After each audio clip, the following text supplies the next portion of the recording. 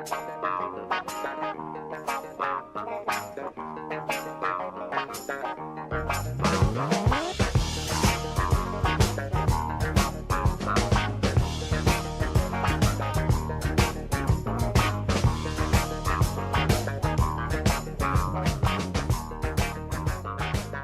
everybody.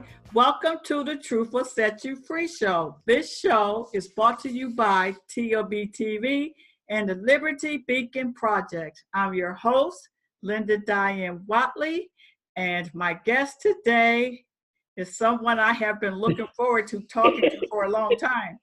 Because as usual, I love it when people can do things that I can't do. And my host today, Chef Amadeus. Amadeus? Yes, ma'am. He is, first of all, a Navy veteran of the United States. How are you doing today? I'm doing absolutely wonderful. Just wonderful. And tell us a little bit about your experience with the Navy before we move forward. I was in the Navy from when did I go in? I went in 86 to 90. I went in as a bosun's mate and came out as a cook. And I learned so much dealing with different people from different parts of the world. Yes. That was interesting, especially being a cook. A lot of people up north never heard of grits. They're like, what's grits? You know, I had to explain to them what grits were. But just watching cultures. I got into cultures when I was in the military, just different cultures. That way I can know, are you just being mean or that's just your culture? Either way, I'm happy. Either way, I'm happy. But just really got into cultures. And then the more I got into cooking, I got into cultures even more. When I moved to Seattle, I got into Japanese cuisine. And the guy that was teaching me told me, if you learn the culture, the food will come easy. And that has never been so true. I've learned how to cook Haitian food. That I went to Haiti, hung out with Haitian chefs, and I learned how to cook Haitian food. Wow. When I was in the military, you know, you go to a med cruise, every country we went to, I picked up something from those countries. And it just stuck with me. So you cooked for the people that was in the service? I cooked for the crew, officers. As we went to different countries, I had the opportunity to cook for dignitaries. So we're looking at the Royal Navy, the Royal Air Force, the Russians. We were the first ship to host Russian ships that came to America. We were their host ship, which was very interesting to see what they do, how they do it, and all that fun stuff. Wow. And what I've learned, the one thing I learned from the military is always taking things for granted. What Americans take for granted, other countries don't. And I mean simple things like Zippo lighters. I've seen Zippo lighters sit in a store in Spain where it's rotating and it's $40 for a lighter, for a Zippo lighter. And we buy them by the case. Right. Tennis shoes, jeans, just simple things. Wow. And you are from Jacksonville, Florida. I am born and raised in Jacksonville, Florida. Yes, I am. And everybody's like, but you cook so differently than what they do in Jacksonville. I travel. My 3 favorite things to do is travel, cook, and play golf. So as I travel, I get to cook with different chefs, different people, and I learn from them. And I'm always learning. And that's one of the things that makes me, and there's a couple other chefs out there do too. It's more about learning than hitting a plateau and think you know everything. Because once you say, oh, I know how to do that, you cut yourself off. And I like to always keep myself open to learn different things. You know, I'm from the South, And people think they know all about Southern cuisine.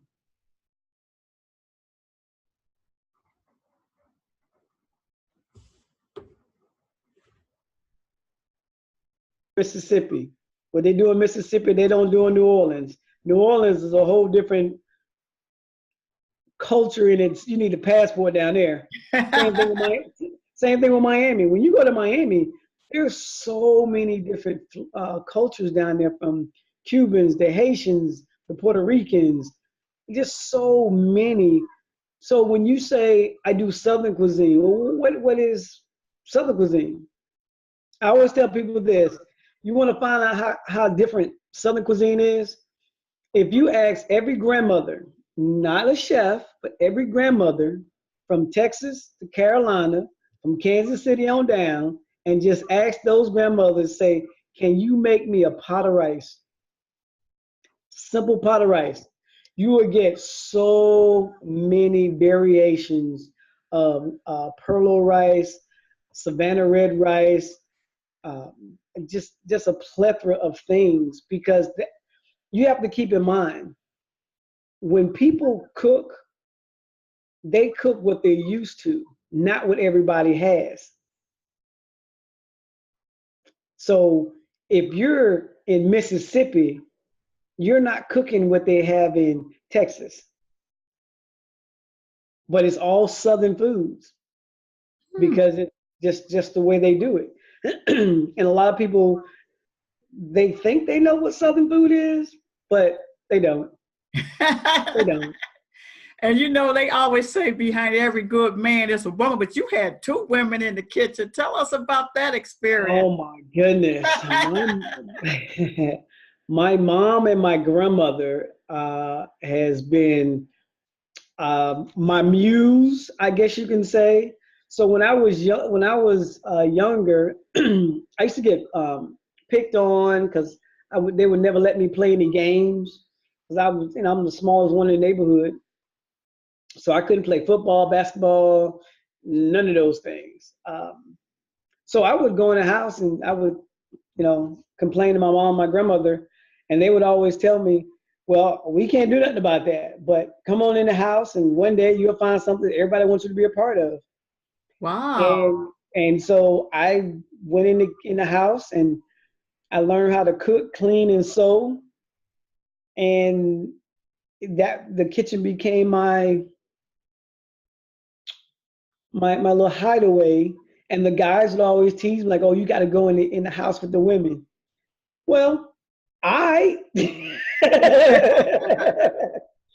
a bad thing to do. And then when I became, like, when I got up into home economics, learning how to cook and sew. Well, I never took home economics, but what I would do was, the guys that would bully me, I would help their girlfriends cook and sew.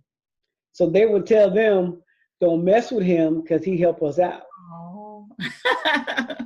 So I kept hanging out with women.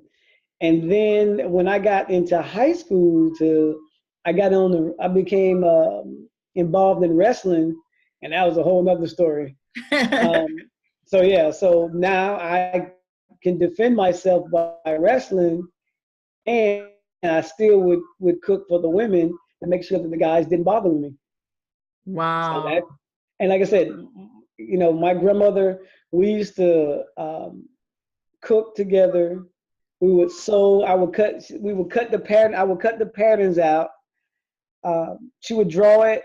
I would cut it out, pin it, the whole 9 yards. And then just, hanging around the kitchen with my mom, my grandmother, I just learned how to cook. And it became second nature.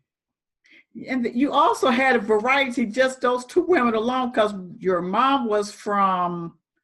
So my mom is from Philadelphia. Right. My grandmother's from Puerto Rico. And growing up, I had a stepfather from South Carolina. So I have this whole plethora of flavors going on in my mouth, that I'm tasting Puerto Rican food with Southern foods. So I'm like, all right, let's roll with it. So when I cook now, the base of all my food pretty much will derive from Puerto Rico. From Really? Puerto Rican and Southern is where I go, and then I throw in a little Asian flavor in there. Then it's just so you got Puerto Rican, Southern, and Asian, and then when I want to get real funky, I start bringing in other flavors uh, like Haitian. I just got into Haitian cuisine about like 5 years ago. I was a guest chef. I was invited to be a guest chef at a food festival in Haiti called Gui Sabe, which is a 10-day food festival. Amazing food. Amazing. The chefs were amazing. The people, the whole culture. Like I said, once you learn the culture, you can understand a lot of things where you didn't understand before. So how did it become an actual passion? It's just something, it's a lifestyle now. It's a lifestyle for me. Cooking is what I do. I don't get upset when people call me a cook or, anything like that, because my passion is cooking, my passion is not being a chef. It's cooking. So I want to learn from any and everybody. I learned how to make tamales from an 18-year-old kid in Vancouver, Washington, because he learned how to make it from his Guatemalan grandmother. So I learned from him. He was shocked that I was sitting there looking at him like, oh, that's how you do that. But say you can learn from anybody. My favorite people to watch cook are older folks because they cook without recipes. They just know and touch and feel how things are going, how things are supposed to come out. So how did you go from your mom's kitchen to other people's kitchen? So when I worked in restaurants,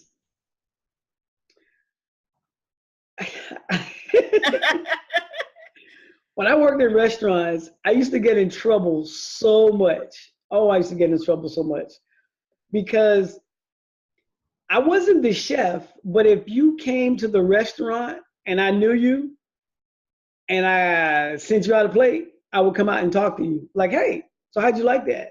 Like, oh, this was great. The chef or the owner or somebody like, hey, we need you back in the kitchen. Like, yeah, I just want to know what they think about it. And I had friends that played for the Jaguars, for the Jacksonville Jaguars, that would come in and ask for me, and I wasn't there, they wouldn't go eat there. And the owner came to me one day and said, did you tell them not to come in here? I said, no. I said, it's up to them. Because what happened is they were like, we love what you do. Can you come to our house and cook for us? Like, yeah, I'll come and cook for you. So I would go to people's homes. They meet me in a restaurant, and they were blown away that I didn't cook what I was making at the restaurant. Because I have thoughts and dishes that I want to do, but I'm working so much, I don't have a chance to put them on plates. So when you ask me to come to your house, I'm like, all right, we're going to get in here, we're going to make this thing, we're going to do this, this, and this. And everybody's like, wow, how come they don't make that at the restaurant? I'm like, hey, I ain't got nothing to do with that. They don't pay me to do that. So, I mean, it happened when I was in Seattle. I was working at a golf course in Seattle. I was learning how to do Japanese cuisine for like 8 months. I asked one of the members, I said, hey, I want to cook for you and your wife, no charge. Just want to cook for you and your wife. I've been doing Japanese food for 8 months and I just want to try it out. And it was like, and like every guy does, they say, sure, here's my wife's number. Call her, set it up, whatever she says, that's what we're going to do. Like, okay. So she called me back and she says, let's do this. Let's make it for 8 people and we'll pay you. I said, okay. So I was all excited to do this Japanese dinner. And about a week before the event, I get a call from her and she says, by the way, we have two special guests coming. And I said, okay, who's that? She said, we have this lady named Tomoko. And I said, sounds interesting. Who is Tomoko? Oh, she's one of the people that's involved with Wajimaya. Wajimaya is the biggest Japanese store in Seattle. So right off the bat, I said, wait. Tell her it's a Japanese influence dinner, not a Japanese dinner. She said, oh, she'll love it. So the night came, I showed up, and I did this amazing, oh, it was so much fun doing this. Oh, so I went to the point to get the chopsticks, instead of doing a hashi bar, which is the little wooden piece where you put your chopsticks on, because you're not supposed to put your chopsticks on the table. I went and got river rocks from the river and used those as the hashi bar. I made this amazing napkin folds, and I told the story of how everything, and they was like, oh my God, this is amazing. So when I got done, the lady from Wajimaya, Tomoko, says, so how long have you been doing Japanese cooking? I said, about 8 months. She says, I would have never known. She said, you nailed everything, from the chopsticks to the hashi bars to the reason you don't do this and you don't do that. Just amazing. And so that just drives me to go deeper into it and turn it on to the people that I cook for. I want to give them an experience. So my mission statement has always been to create a culinary experience even your imagination hasn't taken you to. So when I cook for you, you're not going to get something that you can compare it to someone else. So if I cook for you, you can't say, I had this fish down at John's place. They do the same thing, just a little different. I try to go so far out of the box where it's a true culinary experience where you're not just talking about it that night, but you're talking about it years later. I have people I cook for in Seattle are still talking about some of the events and the flavors that I gave them just in an intimate setting for like 10 people. And they're just like, oh, we just love it. And to me, when you hire me as a chef, it's my duty to give you chef things. I can't give you shrimp and grits. Everybody does shrimp and grits. Everybody does the shrimp and grits. Everybody does chicken and waffles. What's going to make yours different? And if you're doing the same thing, then you become like everybody else. You're doing that like what everybody else is doing.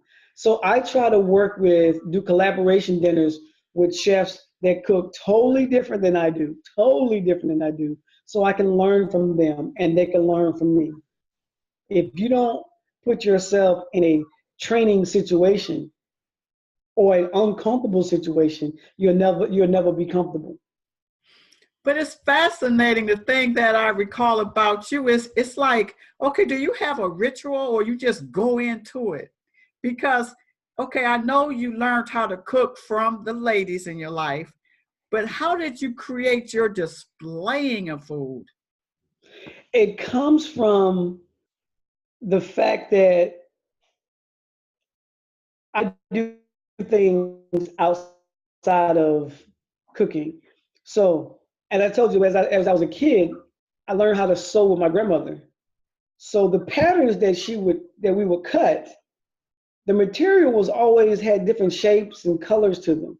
So there's always shapes and colors around. Even, come to think of it, the table that our dining room table that we had in the kitchen, it had it was a white background with orange and brown and just different colors there. But the other thing too is I like to go to museums. I love artwork. I'm a fan of the symphony. I'm a fan of, music, and not just typical music. I listen to everything from pipe and drum to the symphony to the opera, depending on who I'm cooking for and what I'm cooking, the mood that I'm in. That music pushes me to to flow. So when I get a flow of a music, like when I do a dinner for two, it's very romantic, it's very sensual. So I go to one of my favorite artists is Luciano and Andre Bocelli. I love putting Andre Bocelli on when I'm trying to be very creative and getting that flow. I have a playlist that's called Chillax that has all these slow songs on it, and it puts me in that mood. And that slow songs aren't just R&B or anything like that. I have country music on there, country slow music. But if you don't, the same way I go into my food, trying to be different, trying to, get some more different things, it's the same way my music is.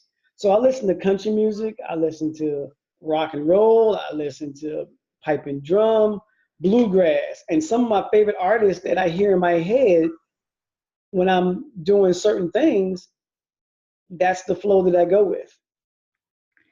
Pure authenticity.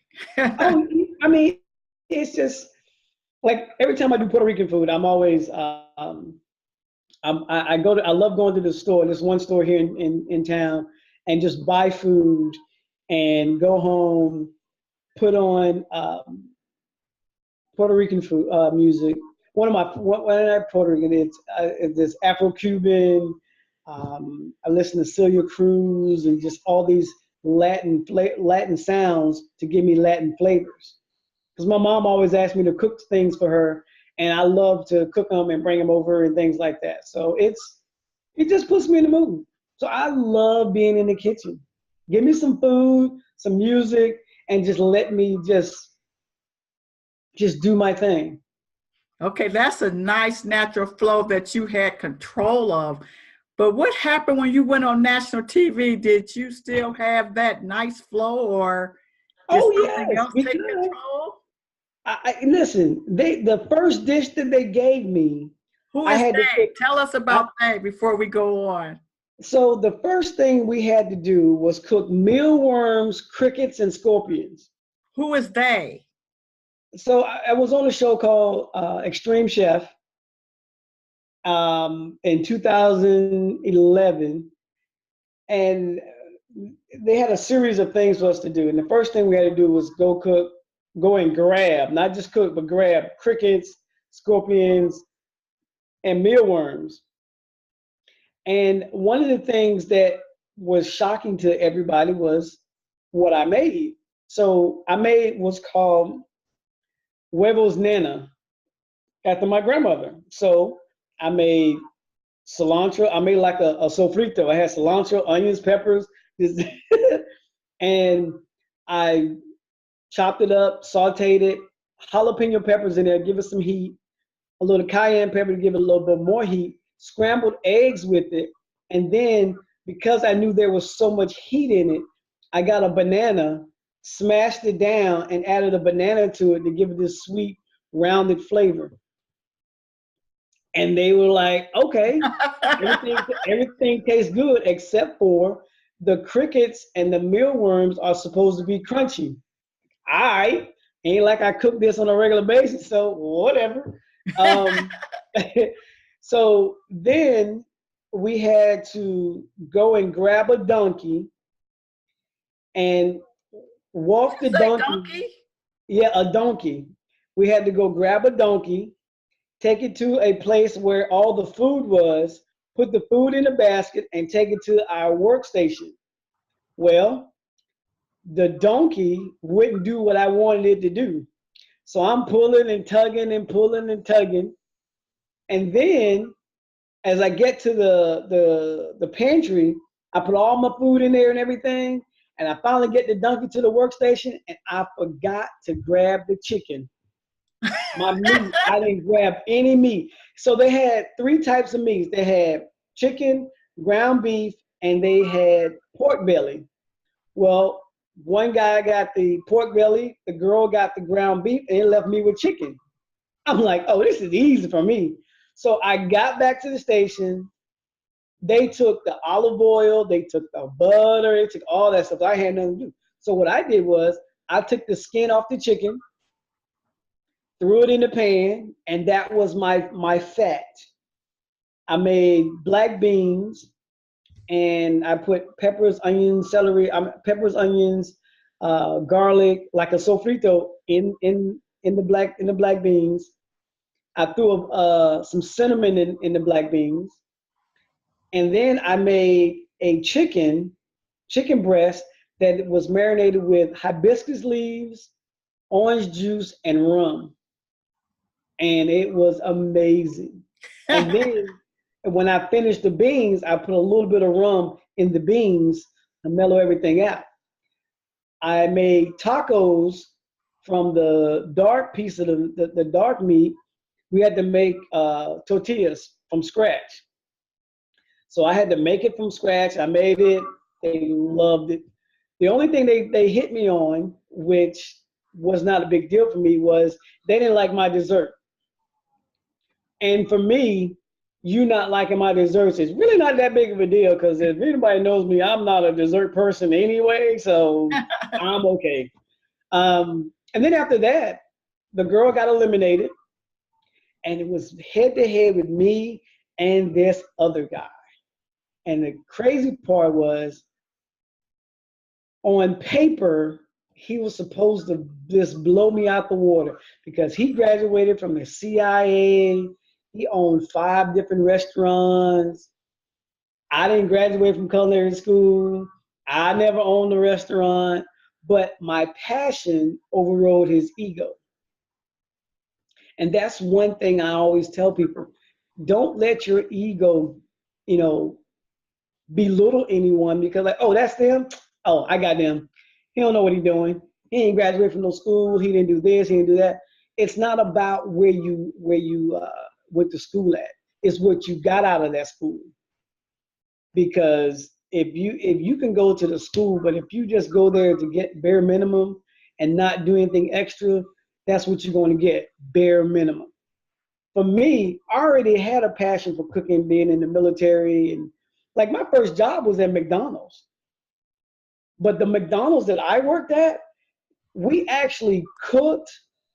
We actually had a sense of pride of the food that we put up. This is back when the hamburgers would sit in the bin.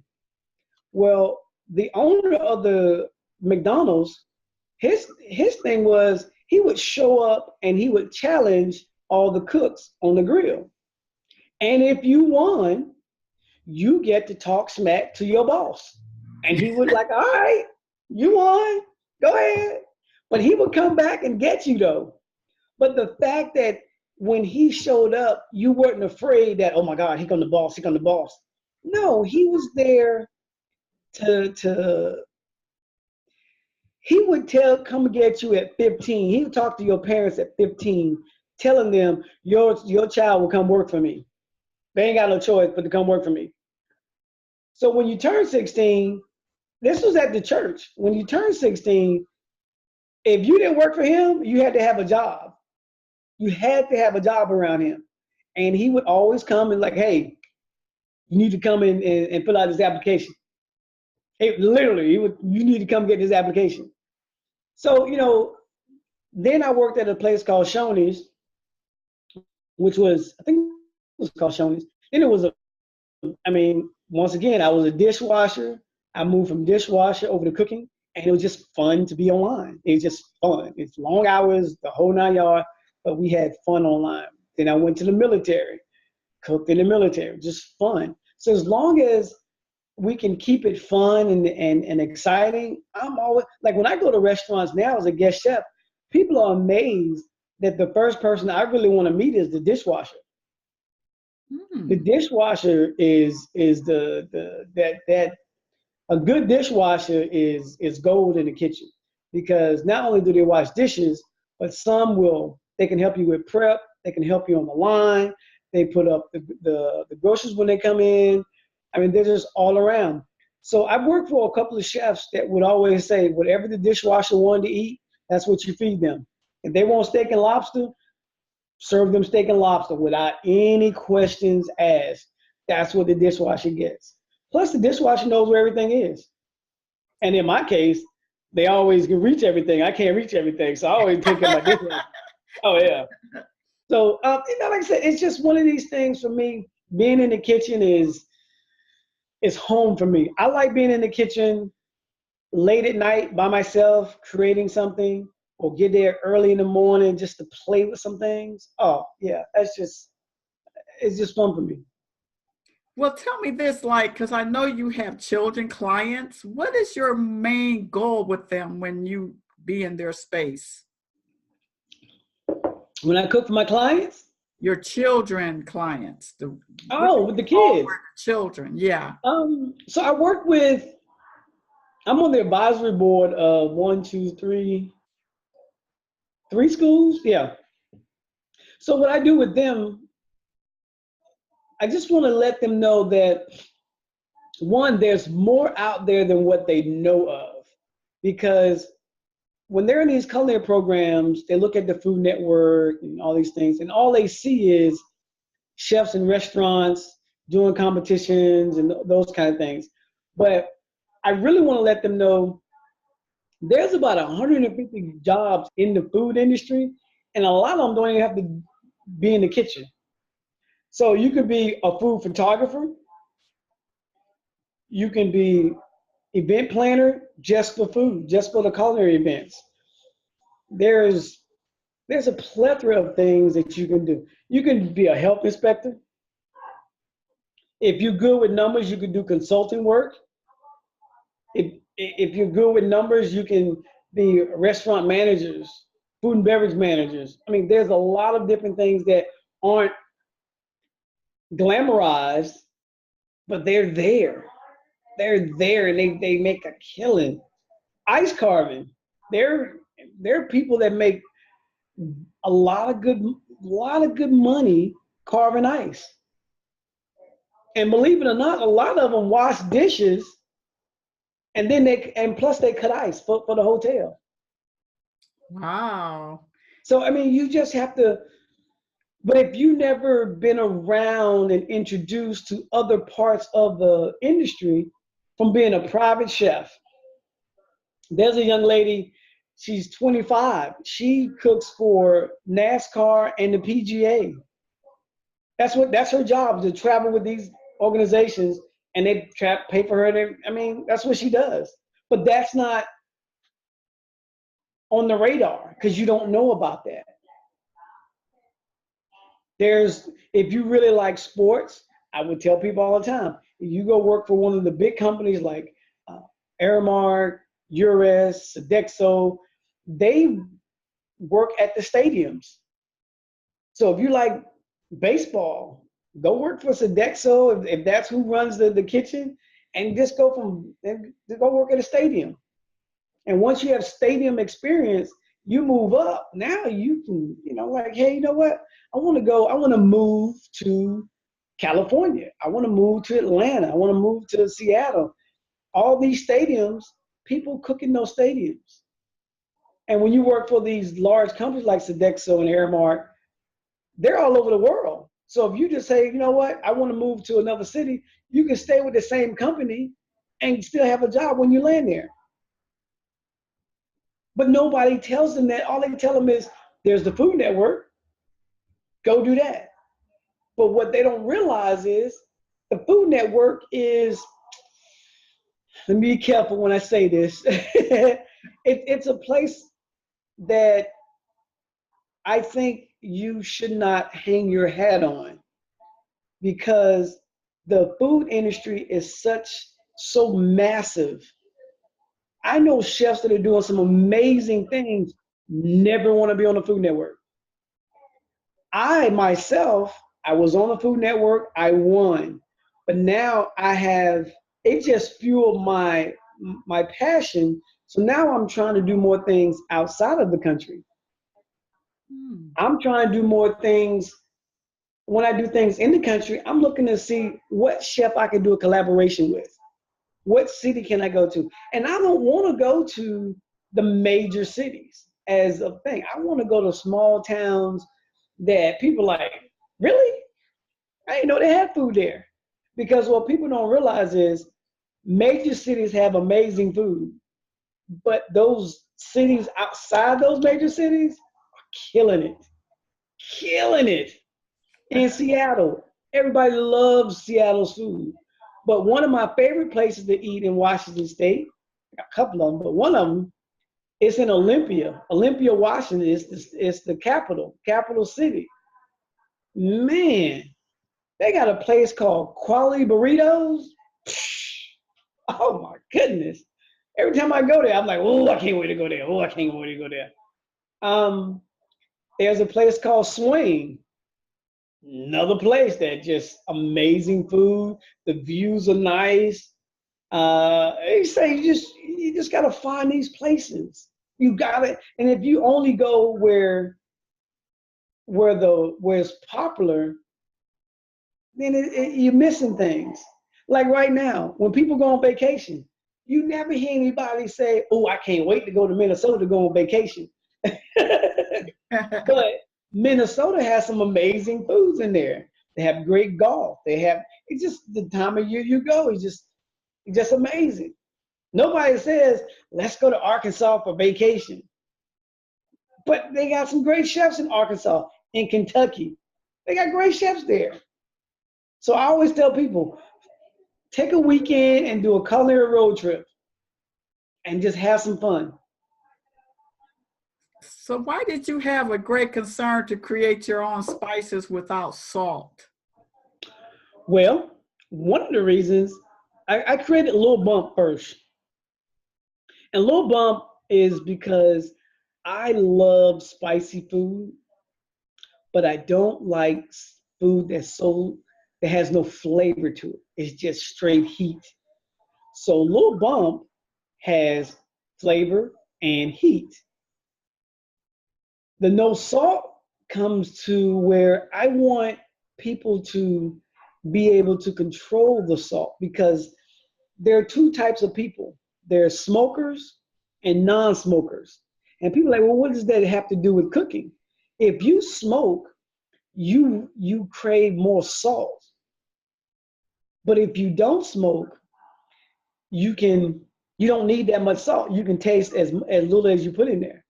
Then you have people that have high blood pressure and trying to watch their blood pressure. Like myself, my blood pressure is great. And I always tell people, people assume that I'm a health nut. I like, nope, I am far from being a health nut. I'll be the first one to tell you, nope. But I do monitor the sodium intake that I have.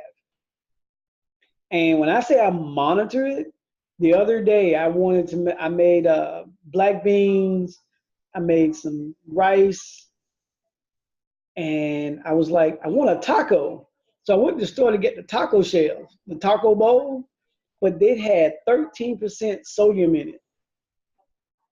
My cutoff is 9%. I don't do anything over 9%. I don't know why, but that's just me. I don't do anything 9%. And I trim everything off. Like I like chips. I love my chips. Most spicy chips have about anywhere from 8 to 10%. Some have 9%. So what do? I go and get the corn chips that have 5% sodium, and I make a spicy bean dip myself from scratch. Cut down my salt. You see what I'm saying? So you just gotta watch everything that you do. Even from my candy that I eat. Yeah, I eat candy. My candy has no sodium in it. None.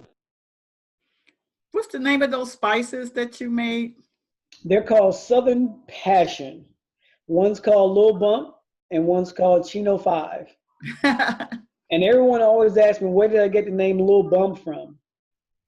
Well, I've been involved with wrestling for well over 20 years. I wrestled in high school. I coached in Jacksonville. Then when I moved out to Seattle, I was helping a friend of mine coach out there. And there's a move in wrestling where all you need is just a little bump, not a big one, just a little bump to get things done.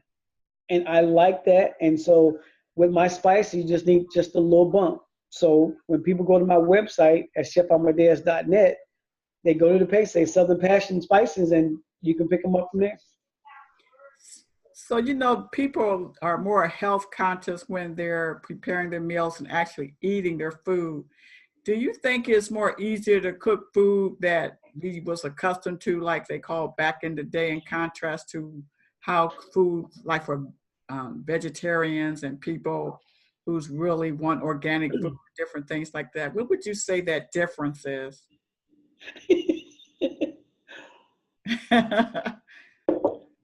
So here's the thing about that. If you want to eat healthy, the number one thing I tell people is this. You don't have to go on a diet to eat healthy. You know what's the number one thing you have to do?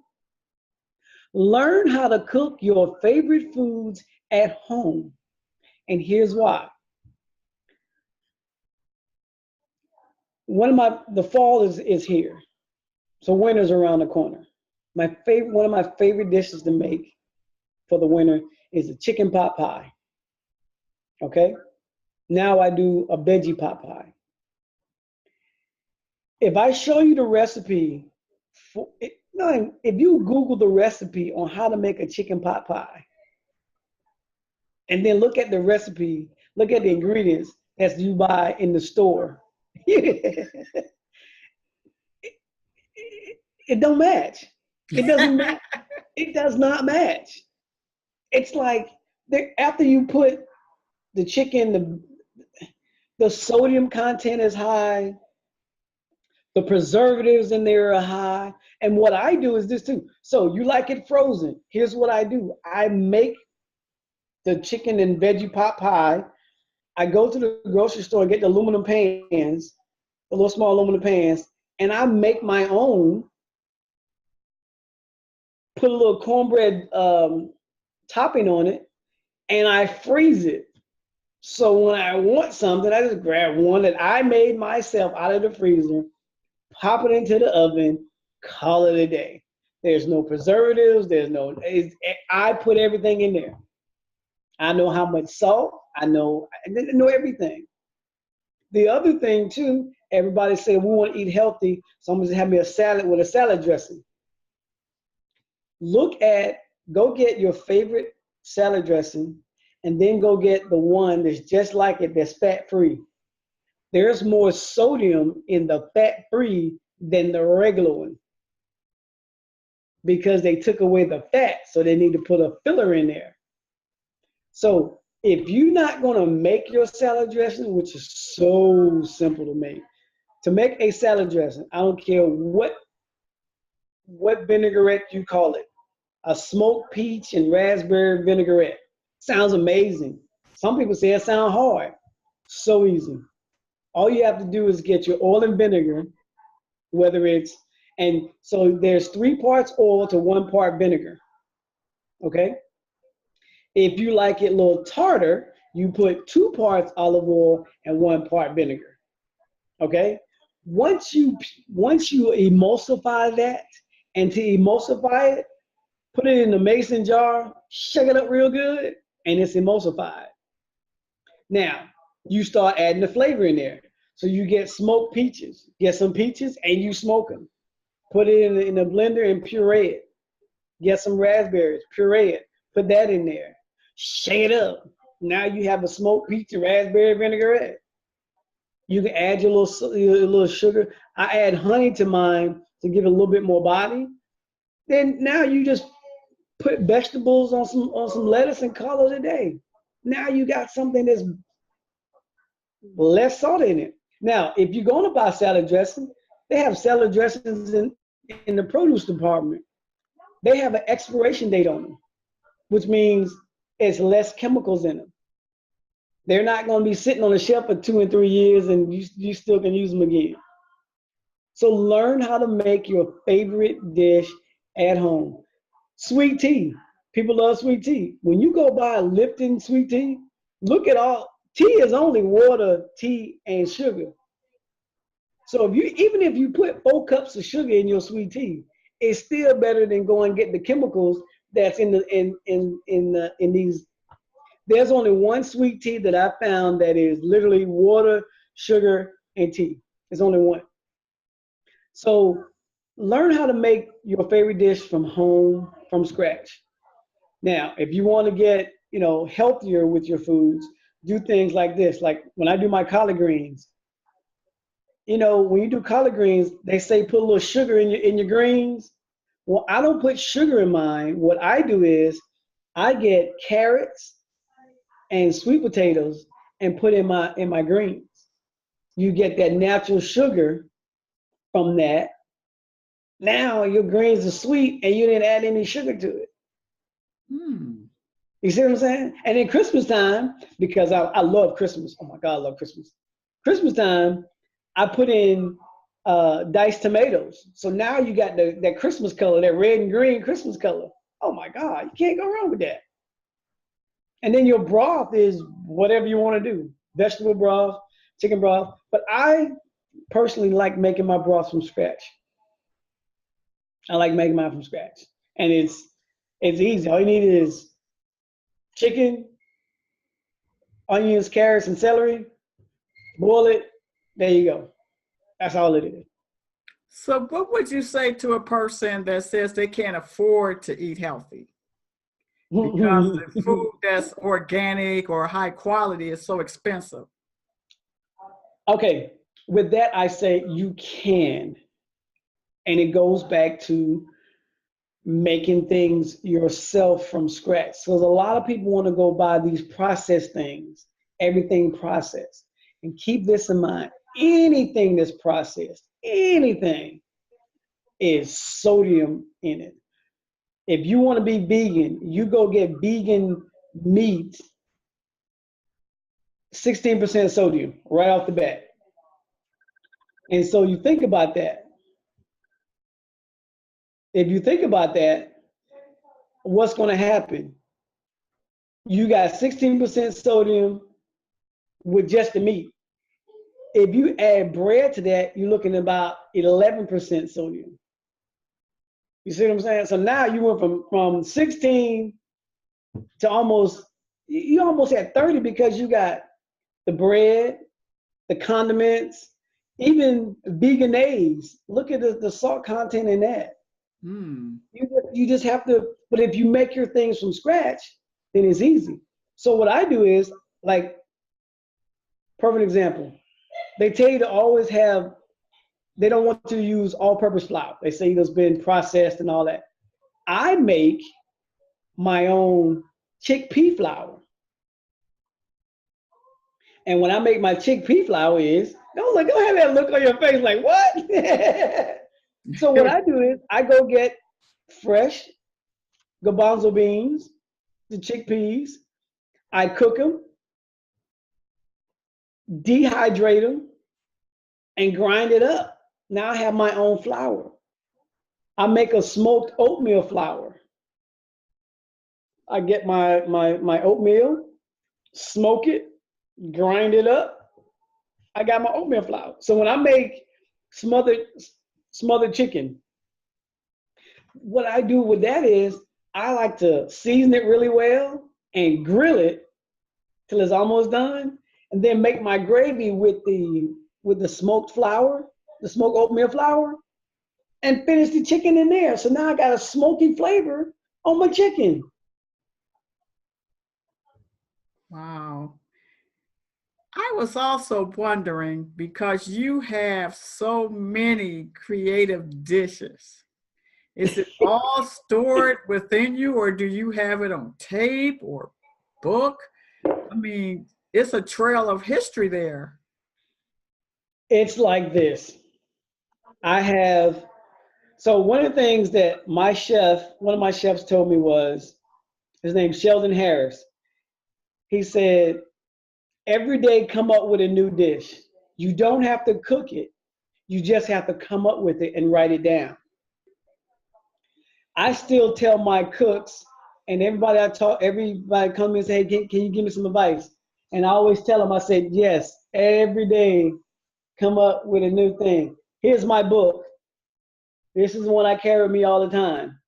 And it has recipes, has drawings, notes, the whole 9 yards.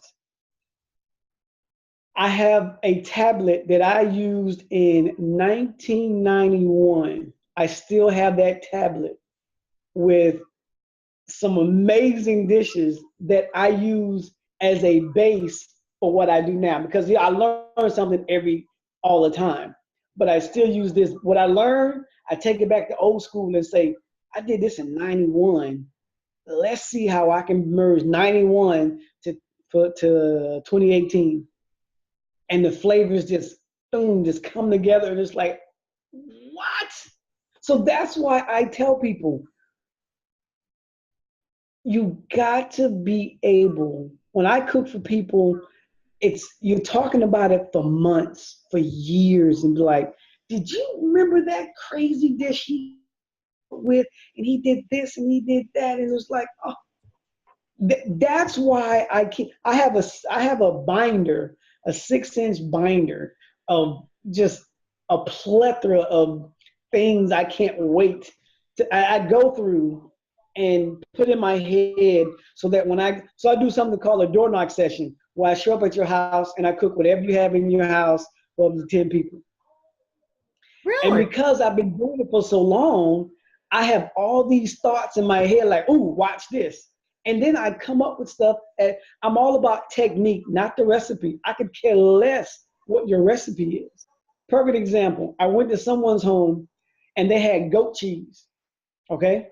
They had a log of goat cheese. They had smoked salmon, and they was like, go at it. What you got?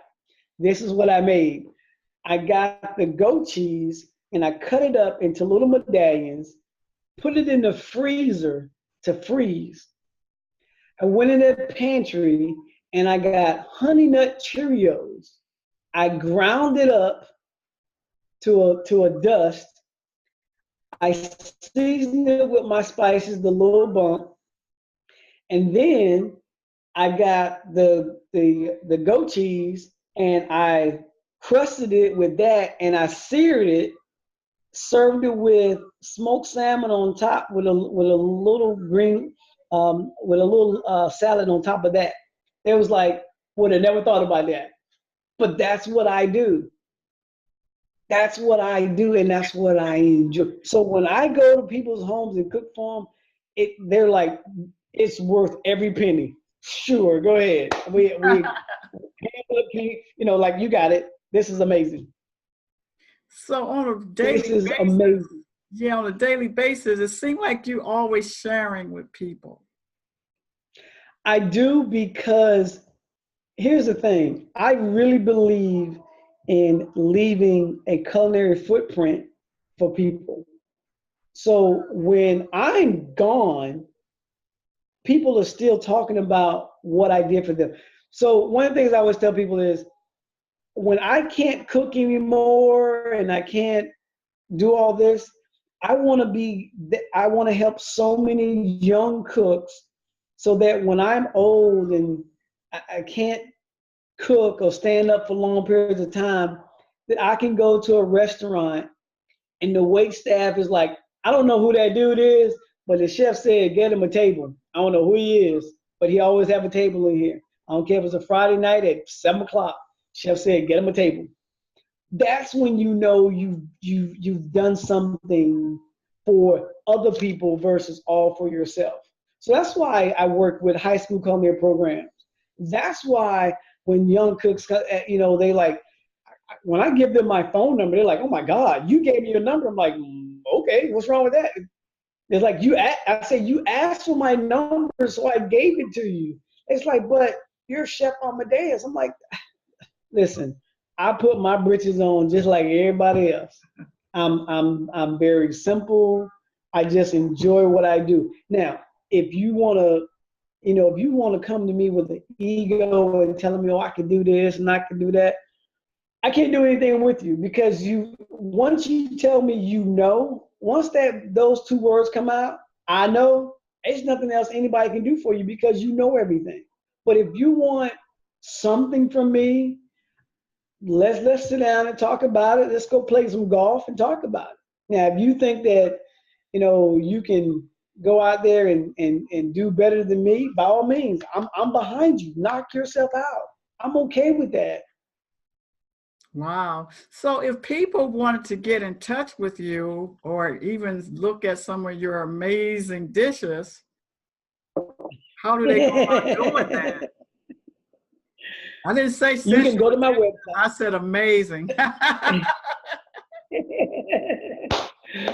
Oh, you can go to my website at Chef Amadeus, AMADEUS.net, or you can follow me on social media, Instagram and Twitter at Chef Amadeus. And let's talk about some things. I have my podcast about to come in a couple of months or a couple of weeks, and we're going to be talking about everything from travel, cooking, golfing, hunting, fishing. I got some amazing chef friends that are coming on. We'll be taking road trips, culinary road trips, which is going to be fun. I can't wait to come up to Ohio again. Oh my God. When was I got the some last chefs time you up were in Ohio I'm here? going to play with. Oh, long time. But you know what? Hold on. I'm going to tell you exactly when. 12 years ago. Was it Cleveland? No, Columbus. My friend, it was she wanted me to do her 40th birthday party, and I was in Seattle, so I flew in, and I talked to the culinary school in Columbus, and I knew there was going to be a lot of drinking going on. It's turning 40, so you know they had the big bottles and everything. So I made a lasagna, but it was macaroni and cheese and oxtails. Yeah. So I cooked the oxtails overnight in a crock pot, took the meat off, and I layered macaroni and cheese and oxtails and macaroni and cheese and oxtails. And, oh, it was just, I knew they were going to be drinking. So, you know, you need something to suck up all that alcohol. So, Wow. it was good. It was amazing. It was fun to do. I met a lot of great people. She took me to the market. I love going to markets. Every city I go to, I like to go check out the farmers market. But So yeah. it's like ever since I've been in your presence, something about you reminds me of a minister. Oh. Seriously. And I've been thinking about that, and I said, he has the other ministry, the one people don't declare. You have a food ministry. I love it. I love it. I love it. It to me, it's the one thing, like when I go in the kitchens, because I'm short, I made sure that my cooking skills were on point. So when I go into a kitchen, you can be 6'8". Look, you're gonna have to come after me because I got some tricks up my sleeve. But just And like you said, it's fun for me. And I yeah. love, even when I'm a guest chef in restaurants, I like to get there 2 or 3 days early to work with the cooks so I can show them everything that we're doing, explain it to them. So when I'm gone, their passion has been fueled by me. So when the chef says, "Hey, we need a special for, today," they have this thought process that I've left with them. They're like, "I got this. Chef said if we do this, we can do that, we can do that." That's what I want to do, and that's what I enjoy doing. So even when I do consulting work in restaurants, I try to instill in them a passion. You want to create passion cooks versus paycheck cooks, because passion cooks, if you fuel their passion every time they come on your kitchen, they will always be there. And they're like, "I can't wait to come." So when they call in sick, you know they're sick. Paycheck cooks, they call in sick because they've been drinking or they just don't want to come in. There's no passion there. So that's why I really push for passion cooks versus paycheck cooks. That sounds very spiritual to me. Amen. Hallelujah. I believe you have I call it the other ministry that people don't tend to classify, but you have. But you know what? When you get around other chefs, that have that same passion. Oh, it's a beautiful thing. The food that comes out of a kitchen, when you have chefs that are just loving being with each other and creating and vibing with each other, oh, it's just phenomenal. So that's what I'm doing with my podcast. I'm going to be cooking, doing dinners with other chefs in different cities, and let people come and see what it is when chefs have a jam session. Like the musicians had a little jam session, the podcast will have a jam session in the kitchen, and the food is going to be phenomenal. Hey, look, you almost got me going into a spirit. Come on, sister. Come on down. Come on down. I'm serious. If you accelerated on my spirit, you did. I know that. Come on down, sister. That's a ministry. Come on down. But yeah, like I said, it's fun for me. Well, it's you a lot know of fun what? for me. You are on the Truth Will Set You Free show. Give us a truth to remember you by. Thank you. The truth. The biggest truth I would say is this. Life is too short. Follow your heart. Follow your heart, and you'll be so blessed. Amen. Amen. And thank you so much for being on our show today. Thank you very much for having me. Take care. Okay. Bye-bye.